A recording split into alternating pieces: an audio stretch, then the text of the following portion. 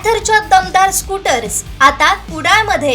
ॲथर 450 आणि ॲथर रिस्टा. आजच भेट द्या Ather showroom, Mumbai Goa highway, Kudal, hotel spice कोकणच्या समोर. संपर्क 9730 10 64 77. वैभववाडी तालुक्यातील आचरणे गावच्या श्री रासाई देवीचा वार्षिक जत्रोत्सव आज संपन्न होत आहे.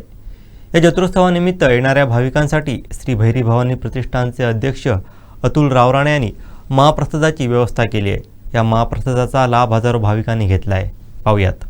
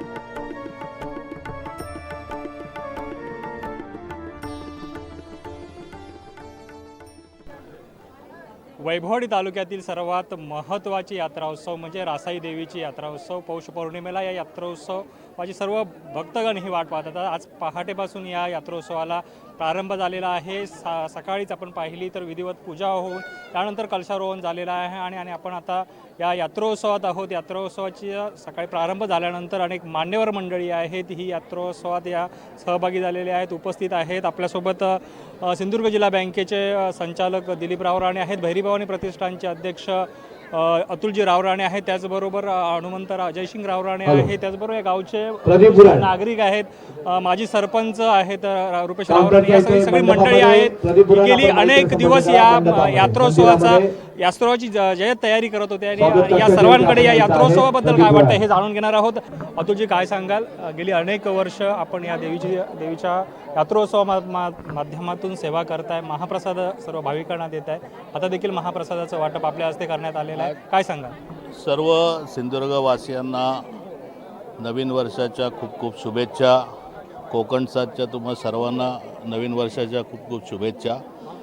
आई रासाई देवीच्या यात्रेने नवीन वर्षाची सुरुवात झालेली आहे. या देवीची महती एवढी मोठी आहे की पहिले ही दर एक आठवड्याची इथे यात्रा भरायची. कालांतराने आपलं जे डिजिटलायझेशनकडे आपण चाललेलो आहे त्या पद्धतीने जे आज लोकांना तेवढा वेळ मिळत नाही, पण तरी पण जवळजवळ 3 दिवस आमचा हा उपक्रम रासाई देवीचा इथे चालतो. या जिल्ह्यातल्या महत्त्वाच्या ज्या यात्रा आहेत त्यापैकी वैभववाडी तालुक्यातली सर्वात महत्त्वाची ही रासाई देवीची यात्रा आहे. या देवीकडे जे माहेरवासिनी असतील, या गावातील ग्रामस्थांना तर ती पूर्णपणे तिचा आशीर्वाद आहेच, परंतु या तालुक्यातील, या पंचक्रोशीतील असतील किंवा या जिल्ह्यातील किंवा जिल्ह्याच्या बाहेरचे बरेच जण परदेशातून पण दरवर्षी इथे दर्शनाला येतात. या देवीकडे आपण जे काही मागणं मागाल ते पुढच्या यात्रेच्या आधी पूर्ण झालेलं असतं. ही या देवीची महती आहे. आज जे काही लोक आज आम्हाला देवीचा आशीर्वाद आहे, आज आम्ही जी काही सेवा करतो ती ती आम्हाला देवी बुद्धी देते, म्हणून आम्ही ती सेवा करू शकतो. देवीने ताकद दिलेली आहे. आज आमचे या तालुक्यामध्ये असतील की या गावामधील प्रत्येकजण हा आमच्या देवीच्या आशीर्वादाने आपापल्या क्षेत्रामध्ये अगदी प्रवीण आहे आणि अगदी वरती प्रत्येक म्हणजे अगदी मुख्याध्यापक असतील आज या गावातून दिलेले आहेत. या गावातून आज आमचे दिलीपराव राणे आज पहिले पंचायत समितीवर होते, जिल्हा परिषदेवरती होते, आज ते जिल्हा बँकेचे संचालक आहेत. या जिल्ह्यासाठी या गावातून प्रत्येक सुपुत्राने नेहमीच योगदान दिलेलं आहे. आज विजयराव राणे हे मुंबईमध्ये युनियन सांभाळतात, त्याचप्रमाणे त्यांचं शिवसेनेमध्ये महाराष्ट्रामध्ये मोठ्या प्रकारे चांगल्या प्रकारे काम आहे. संपर्क प्रमुख म्हणून शिवसेनेची जबाबदारी त्यांच्याकडे आहे. हे प्रत्येकजण हा देवीच्या आशीर्वादाने आपापल्या कामात नेहमीच सफल झालेला आहे. आज पंचायत समिती सभापती झालेले आहेत लक्ष्मणराव राणे यांनी या तालुक्याचं सभापतीपद नेतृत्व केलेलं आहे. महेश राव राणे असेल, जयश्री हनुमंतराव राणे आहेत, उत्तम सुतार आहेत. म्हणजे प्रत्येक क्षेत्रामध्ये अतिशय चांगलं नाविन्यपूर्ण असं काम त्यांनी केलेलं आहे. आमचे प्रभातराव राणे आहेत, ज्यांनी इथे पहिल्यापासून महाप्रसाद सुरू केला होता.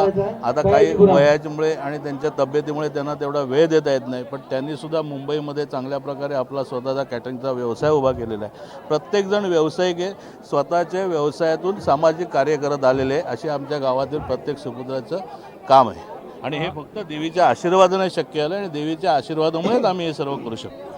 देवीचं दर्शन घेतलं. तुम्ही यावर्षी काय मागणं केलं आहे? देवीकडे आम्ही दरवर्षीप्रमाणे मागणं केलेलं आहे की आमच्या गावातील सर्वांना सुख संपत्ती सुदृढ आणि निरोगी असं आयुष्य दे.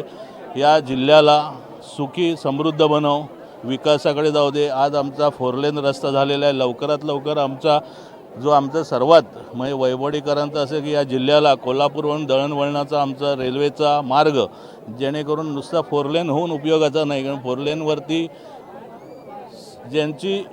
ज्यांची चांगली सुस्थितीत आहेत ते गाड्या घेऊन येणार, पण सर्वसामान्य जो माझा नागरिक आहे, सर्वसामान्य जो या सिंधुदुर्ग जिल्ह्यातला जो रहिवासी आहे, त्याला रेल्वेची सुविधा ही लवकरात लवकर या शासनाकडनं उपलब्ध व्हावी. आणि ती मागच्याला सुरेश प्रभू साहेब असतेवेळी केंद्रीय मंत्री त्यांनी ती तशी नियोजन केलं होतं. आत्ताच्या याच्यामध्ये आता जे पालकमंत्री आहेत नितेश राणे, रवींद्र चव्हाण महाराष्ट्राचे अध्यक्ष आहेत, देवेंद्र फडणवीस मुख्यमंत्री आहेत, यांनी आता मागच्या संकल्पामध्ये म्हणजे जे मी माझ्या वाचनामध्ये आलं की आता त्यांनी तो महाराष्ट्राकडे तो घेतलेला आहे आणि महाराष्ट्राकडे घेऊन हा लवकरात लवकर हा रेल्वे मार्ग सुरू करायचं त्यांनी ठरवलेलं आहे आणि त्याला लवकरच रासाई देवीच्या आशीर्वादाने लवकरात लवकर तो पूर्ण व्हावा, जेणेकरून या सिंधुदुर्गाला एक चांगलं दळणवळणाचं साधन मिळावं.